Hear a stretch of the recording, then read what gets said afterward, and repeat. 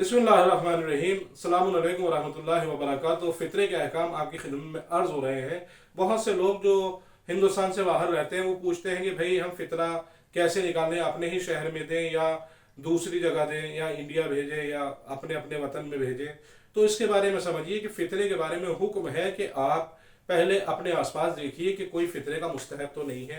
अगर कोई फितरे का मुस्तहक है तो पहले उसको देना वाजिब है।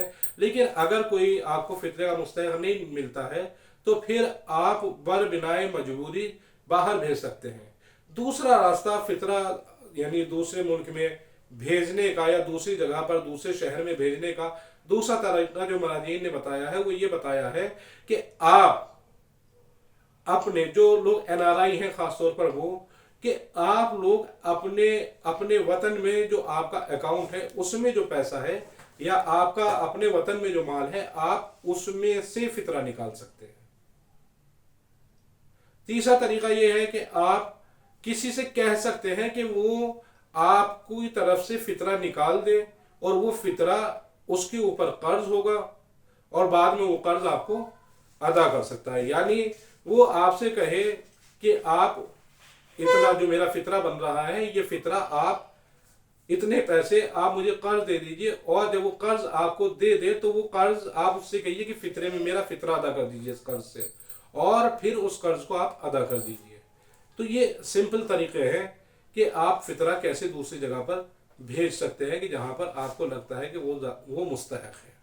बहरहाल फितरा ज़रूरी अम्र है, हर इंसान को निकालना है। जैसे खुम्स माल की पाकीज़गी का सबब है और इसी तरह फितरा रमज़ान के आमाल की कबूलियत का सबब है।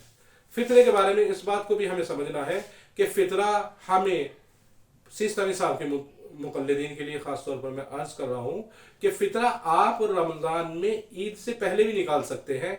जैसे कि फरमाया, क्योंकि अगर हम ईद के दिन फितरा किस लिए है ताकि गरीब भी अपनी ईद अच्छे से मना सके।